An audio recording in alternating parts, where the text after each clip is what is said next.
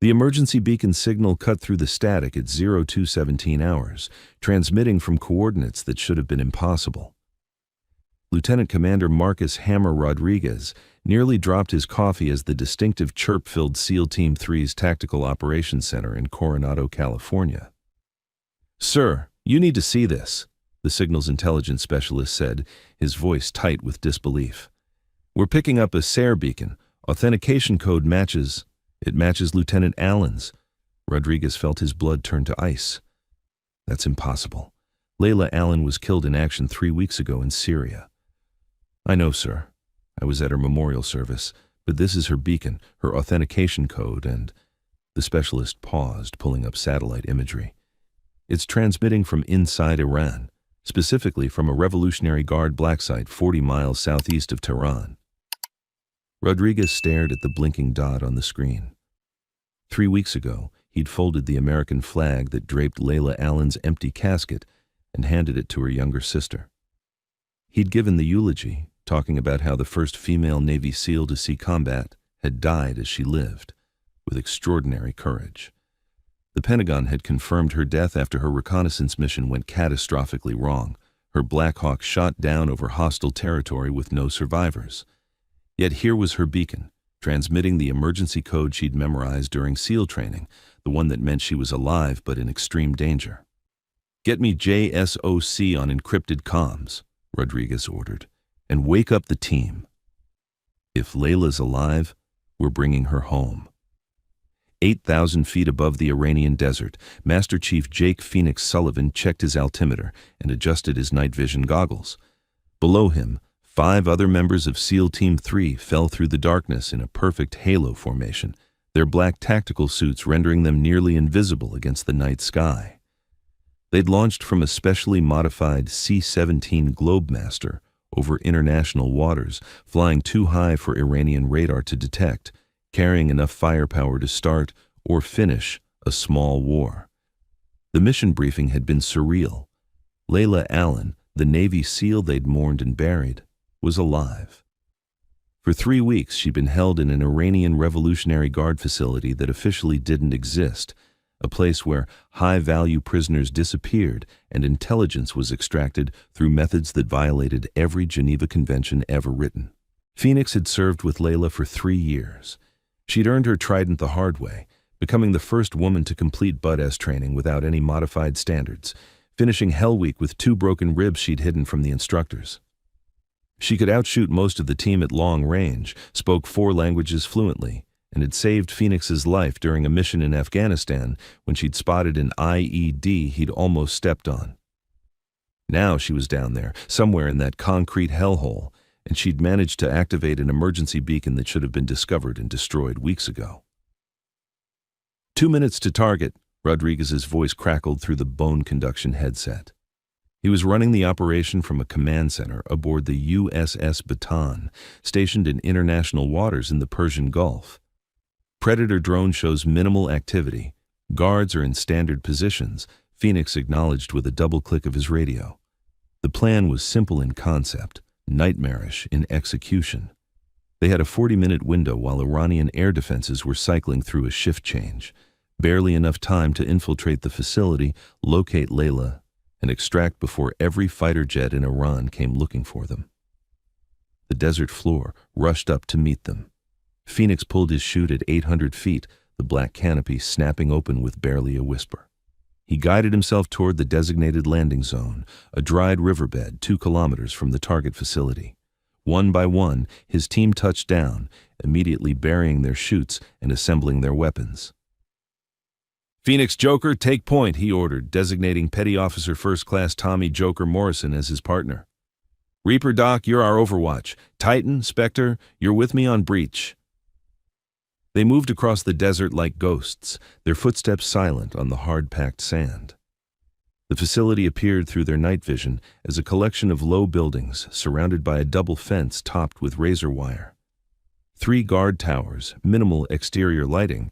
The Iranians were trying to keep this place invisible from satellite surveillance.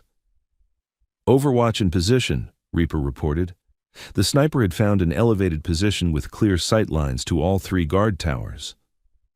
I count 6 exterior guards, standard patrol pattern, no signs of alert. Phoenix studied the facility through his rifle scope. Intel suggested Layla was being held in the underground section, accessible through the main building. The beacon signal, now being tracked by their tactical tablets, confirmed she was approximately 30 meters below ground level. "Remember, we don't know what condition she's in," Doc reminded them. The team's combat medic had packed extra medical supplies, preparing for the worst. 3 weeks in Iranian custody? She might not be mobile. "She activated that beacon," Phoenix replied. "That takes planning and courage." "She's still fighting." They reached the outer fence at 0248 hours. Spectre, the team's demolitions expert, deployed a small cutting charge that sliced through the chain link with a muffled hiss. They slipped through, crossing the kill zone between the two fences in seconds. That's when everything went wrong. A guard Phoenix hadn't seen, one who must have been taking an unauthorized smoke break in a blind spot, rounded the corner of a storage building and found himself face to face with 6 heavily armed Americans. For a fraction of a second, nobody moved. The guard's hand went for his radio. Joker's suppressed MP7 coughed once and the guard crumpled, but his hand had already hit the transmit button, and his strangled cry echoed from radios across the compound. "Compromise! Compromise!" Phoenix hissed. "We're going loud!" Alarms began wailing. Floodlights blazed to life, turning night into harsh artificial day. Phoenix ripped off his night vision goggles as guards poured out of buildings, AK-47s already chattering. "Overwatch, clear those towers!" Phoenix ordered, sprinting toward the main building as Reaper's suppressed rifle began its deadly work. Guards in the towers jerked and fell, but more were coming, far more than intelligence had suggested. They reached the main entrance as a squad of Revolutionary Guards came charging out. The narrow doorway became a fatal funnel as the SEALs' superior training and firepower turned the entrance into a killing field.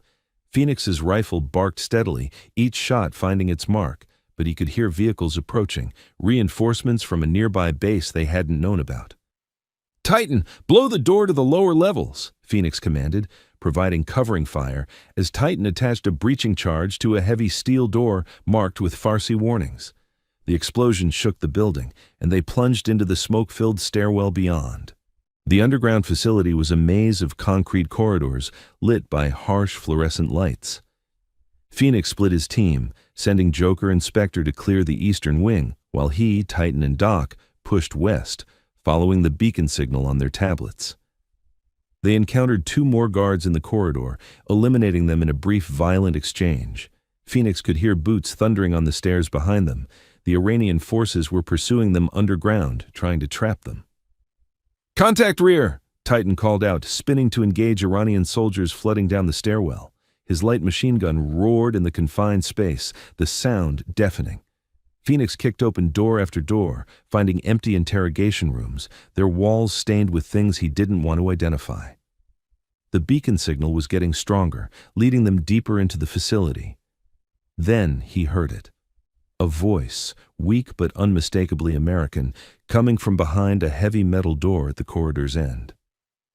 "I don't know anything else," the voice said in English. Then, louder, with a strength that seemed impossible, "But I know my brothers are coming for me." Phoenix's throat tightened. It was Layla. He reached the door to find it secured with an electronic lock. "Spectre, I need you here now." The demolitions expert appeared, already pulling data cord from his vest. 10 seconds! Those 10 seconds felt like hours. Phoenix could hear Layla's captors shouting in Farsi, heard the sound of furniture being overturned. They were either preparing to execute her or move her to another location. The explosion tore the door from its hinges. Phoenix burst through the smoke to find a scene from a nightmare. Layla was secured to a metal chair in the center of a blood-stained room, her face bearing the evidence of 3 weeks of brutal captivity. 2 Iranian intelligence officers were there, one pointing a pistol at her head, the other reaching for a radio. Phoenix's rifle spoke twice. Both men dropped. "Layla," he said, rushing to her side while Doc provided security at the door. "It's Phoenix. We're getting you out." Her eyes, one swollen nearly shut, focused on him with difficulty. "Knew you'd come," she whispered through cracked lips. "Told them. SEALs don't leave anyone behind." Doc was at her side immediately, checking vitals while Phoenix cut her restraints. Multiple contusions, signs of severe dehydration, possible internal injuries, the medic reported. But she's stable enough to move. Layla tried to stand and nearly collapsed. Phoenix caught her, noting how light she'd become, how her body trembled with the effort of remaining conscious. "I can walk," she insisted, though Phoenix could see it was a lie. "Not today," he said, shifting his rifle to one hand and supporting her with the other. "Doc, give her a stim shot. We need to move now." The injection of combat stimulants brought some clarity to Layla's eyes. She gripped Phoenix's shoulder, her fingers still strong despite everything. "There are others," she said urgently. "2 CIA operators captured last week. Eastern Wing, 3rd Cell Block. Phoenix keyed his radio. Joker, Spectre, we have potential friendlies in the Eastern Wing, 3rd Cell Block. Can you investigate?" "Already here," Joker's voice came back. "Found them. 1 ambulatory, 1 critical. We're going to need that extract 5 minutes ago." Above them, the gunfire was intensifying. Phoenix could hear Titan's machine gun running almost continuously, and Reaper's sniper rifle had picked up its pace. The Iranians were mounting a serious counterattack. "Rodriguez, this is Phoenix," he called to the command center. "Package secured plus 2 additional friendlies. We need immediate extract. Danger close." "Negative on the primary LZ," Rodriguez responded. "Satellite shows 2 platoons of Iranian regulars converging on your position. Rerouting to secondary, but you need to hold for 7 minutes. 7 minutes. In a combat situation like this, it might as well be 7 hours. They fought their way back through the corridors, Layla somehow finding the strength to hold a pistol Phoenix had given her, covering their 6 despite barely being able to stand. The 2 CIA operators Joker and Spectre had rescued were in even worse shape. One had to be carried, the other was stumbling along supported between them. They reached the ground floor to find it transformed into a war zone. Iranian forces had surrounded the building, pouring fire through every window. Titan had overturned desks and filing cabinets to create makeshift cover, but they were vastly outnumbered. "Reaper, what's your status?" Phoenix called. "Getting sporty up here," the sniper replied, his voice strained. "I count at least 40 hostiles with vehicles approaching from the north. I'm almost Winchester on ammo." Phoenix made a quick tactical assessment. They couldn't stay here. The Iranians would eventually overwhelm them with sheer numbers. But moving to the extraction point meant crossing 300 meters of open ground under fire. "Spectre, how much demo do you have left?" "Enough to make some noise." "Rig the eastern wall. We're going to blow our way out and make them think we're heading east while we break west to the LZ." It was a desperate plan. But desperate was all they had left. Spectre rigged his remaining C4 while the others laid down suppressing fire. Layla had positioned herself at a window, her pistol barking steadily. Phoenix saw her take down 2 Iranian soldiers trying to flank their position. Even beaten and tortured, she was still a SEAL. "Fire in the hole!" The explosion shattered the eastern wall, sending debris flying across the compound. Phoenix immediately threw smoke grenades through the breach while leading the team west, using the smoke and confusion to mask their movement. They burst from the building into chaos. Tracers filled the air like deadly fireflies. Phoenix felt rounds snap past his head as he half-carried, half-dragged Layla toward the extraction point. Behind them, Titan's machine gun hammered away, keeping Iranian heads down. "Incoming!" Spectre shouted. An RPG streaked across the compound, exploding against a concrete barrier mere meters from their position. Shrapnel whined through the air, and Phoenix heard Doc curse. He'd been hit. "I'm good," the medic insisted, though Phoenix could see blood soaking through his pants. "Just keep moving." They reached the designated extraction point, a flat area just outside the compound's perimeter, as the distinctive thrum of helicopter rotors filled the air. 2 MH-60 Blackhawks swept in low and fast, their door gunners already engaging targets. The lead helicopter flared and touched down, its crew chief beckoning frantically.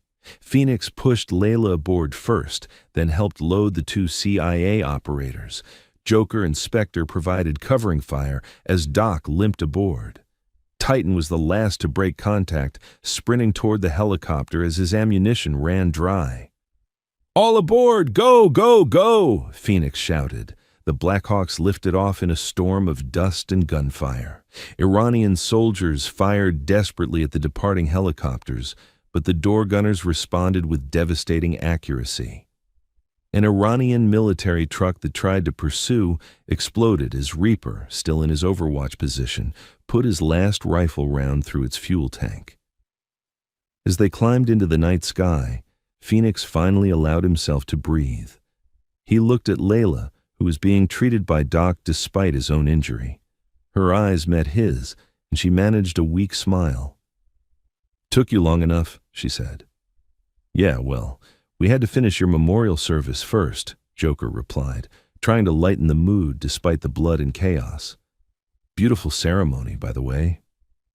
"You would have loved it," Layla laughed, a broken sound that turned into a cough, but a laugh nonetheless.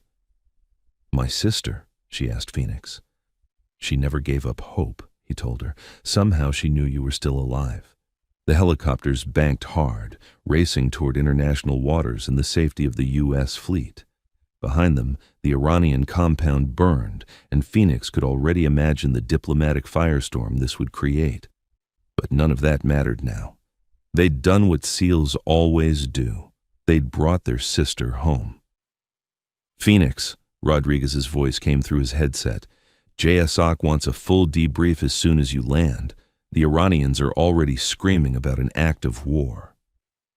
"Copy that," Phoenix replied, looking at Layla, who had finally allowed unconsciousness to take her, safe in the knowledge that she was among friends. "Tell JSOC they can wait. Our priority is medical treatment for the packages." "Understood." "And Phoenix? Outstanding work. All of you." As the Blackhawks flew on through the night, Phoenix reflected on the past 3 weeks. They had mourned Layla, buried an empty casket, and tried to move on. But somewhere deep down, every member of the team had felt that something was wrong. SEALs had a sixth sense about their brothers and sisters, a connection forged in the crucible of training and combat that transcended normal understanding. The flight to the USS Baton took 2 hours. During that time, Doc worked miracles, stabilizing not only Layla but also the 2 CIA operators and treating his own shrapnel wound with typical SEAL stoicism. The helicopter's medical supplies were basic, but Doc made them work, setting up IV lines and administering pain medication with steady hands despite the turbulence. Layla drifted in and out of consciousness, occasionally mumbling in what Phoenix recognized as Farsi. She'd been maintaining her cover even under torture. It was a level of mental fortitude that few possessed, but then again, Layla Allen had never been ordinary. Phoenix remembered her first day with the team, the skepticism she'd faced as the first female SEAL to join an operational unit. She'd proven herself within a week, outshooting half the team on the range and demonstrating a level of tactical thinking that had earned immediate respect. But it was her actions under fire that had truly made her one of them, in Iraq, Afghanistan, and a dozen classified locations around the globe. She'd proven that the trident on her chest was earned with the same blood, sweat, and sacrifice as any of theirs. "Phoenix," she said suddenly, her voice stronger thanks to the medical treatment. "There's something you need to know." He leaned closer, noting that her eyes were clearer now, focused with the intensity he remembered. "The Iranians, they weren't just interrogating me. They were negotiating. They wanted to trade me." "Trade you? To whom?" "The Russians, specifically Wagner Group. They wanted intel on our operations in Syria. The Iranians were going to sell me to the highest bidder." Phoenix felt his jaw tighten. Wagner Group, the Russian private military company, had been a thorn in NATO's side for years. If they'd gotten their hands on a Navy SEAL with Layla's knowledge and experience. "There's more," she continued. "I heard them talking. There's going to be a joint operation. Iranians and Wagner Group targeting our assets in Iraq within the next 72 hours. Phoenix immediately relayed this information to Rodriguez, who patched them through directly to JSOC. Layla, despite her condition, provided a detailed intelligence brief that had generals scrambling to adjust defensive positions across the Middle East. The USS Baton appeared on the horizon just as dawn was breaking, painting the Persian Gulf in shades of gold and crimson.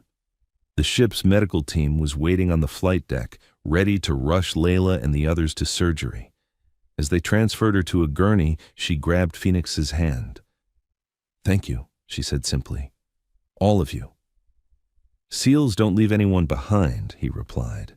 "Even when they're supposedly dead," she smiled. A real smile this time, not the pained grimace of earlier. "The beacon," she said. "I kept it hidden for 2 weeks, activated it only when I heard the guards talking about the trade. I knew you'd come." "How did you hide it from them?"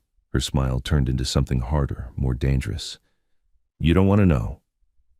But let's just say they underestimated me. They all do at first." As the medical team rushed her below decks, Phoenix stood on the flight deck, watching the sun rise fully above the horizon. The mission had been successful, but he knew this was just the beginning. Layla's intelligence would trigger a series of operations across the region. The Iranians would retaliate somehow, diplomatically, if not militarily. And somewhere in the shadows, Wagner Group was planning something that American forces would now be ready for, thanks to one SEAL's incredible resilience. Joker appeared beside him, looking exhausted but satisfied. "Hell of a mission," he said. "Yeah," Phoenix agreed. "Hell of a SEAL, too." "Think she'll be operational again?" Phoenix thought about the fire he'd seen in Layla's eyes, the way she'd held that pistol despite everything she'd endured. "Are you kidding?" "She'll probably be planning the retaliatory strike from her hospital bed." They were interrupted by Rodriguez's voice over the ship's intercom. "SEAL Team 3 to the briefing room. Immediate." The team gathered, still in their combat gear, bloodstained and exhausted. Rodriguez was on the secure video link from the command center, and he wasn't alone.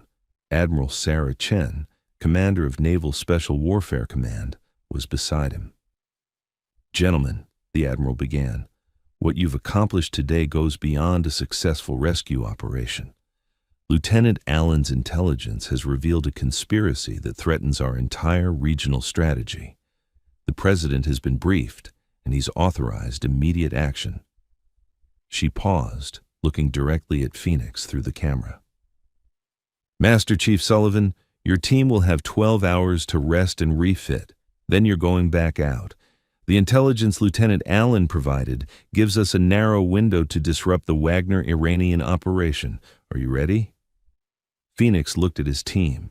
They were exhausted, Doc was wounded, and they'd just completed one of the most dangerous missions of their careers. But he saw no hesitation in their eyes. "Always ready, Admiral," he replied. "Good. Lieutenant Allen is asking to be included in the planning. The doctors say she needs at least 6 weeks of recovery, but she's a SEAL," Phoenix finished. "She'll find a way to contribute."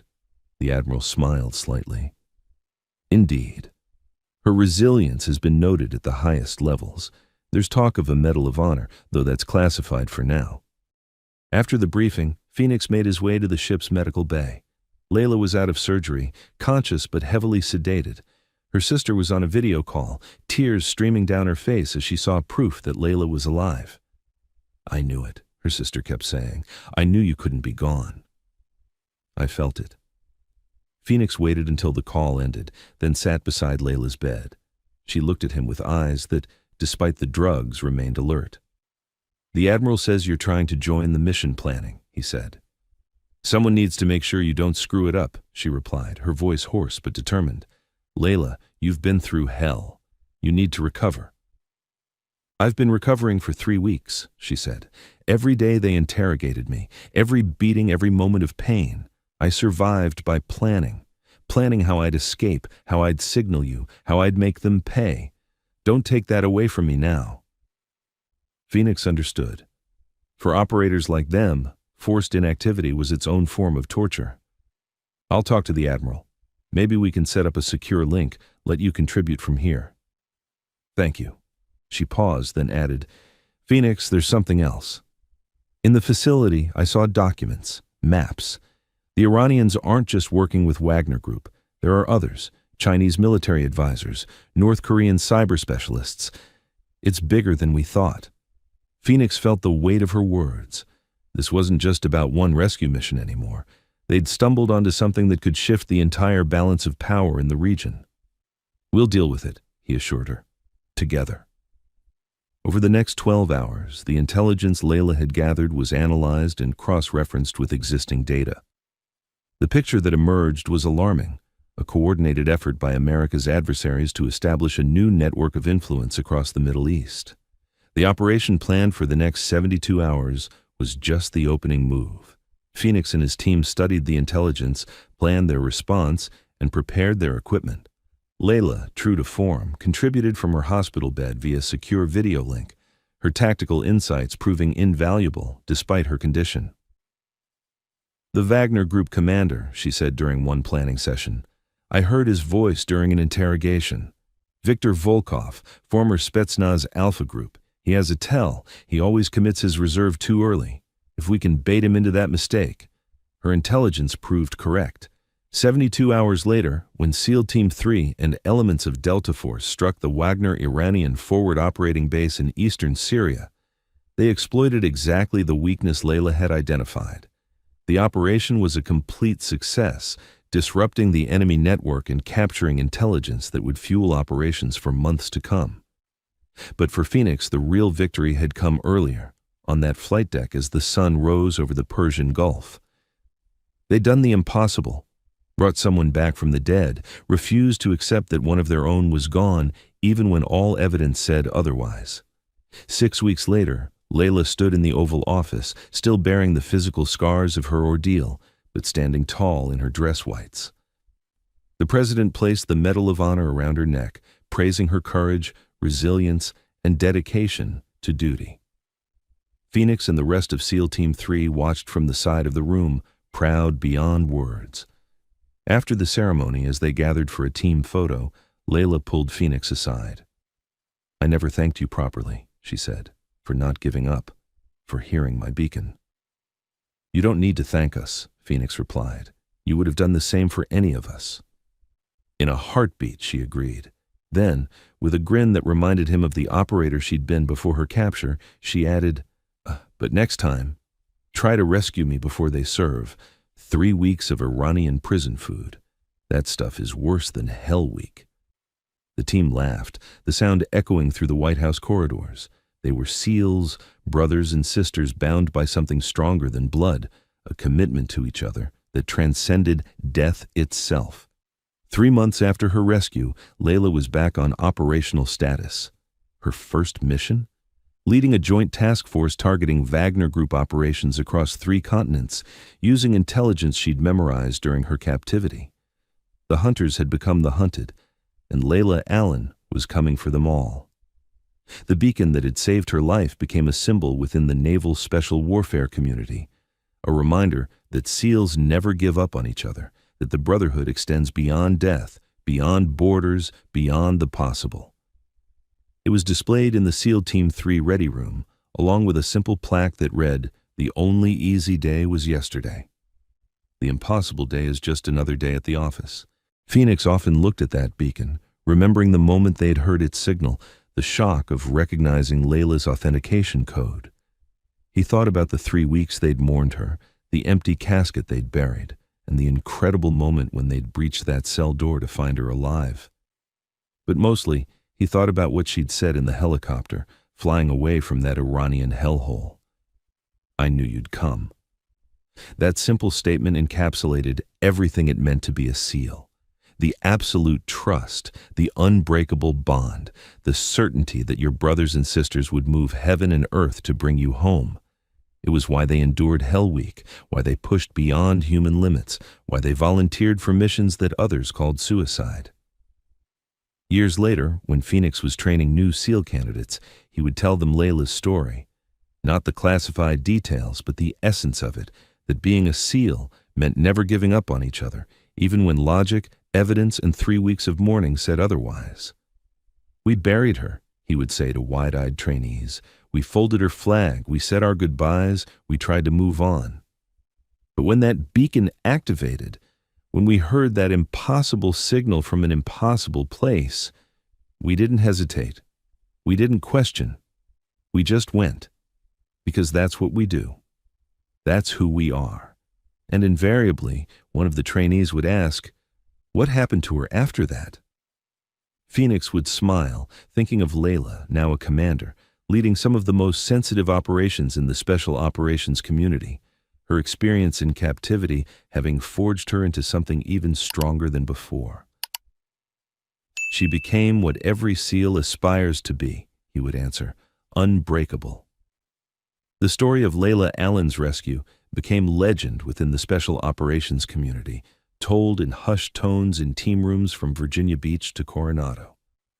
It was a reminder that the creed they lived by, "Leave no one behind," wasn't just words. It was a promise written in blood and honor that transcended death itself. And somewhere in a classified location, planning operations that would never make headlines, Layla Allen continued to serve, her emergency beacon now worn on a chain around her neck, a reminder of the darkest period of her life and the brothers who brought her back to the light. She'd touch it sometimes during mission planning or before a dangerous operation and remember Phoenix's words, "SEALs don't leave anyone behind." Even when they're supposedly dead, it had taken 3 weeks of captivity, torture, and unimaginable pain, but she'd never doubted. She'd known they would come. Because that's what SEALs do. That's what family does. They bring you home. Thanks for watching. If you like this video, you can subscribe to see more incredible stories like this one.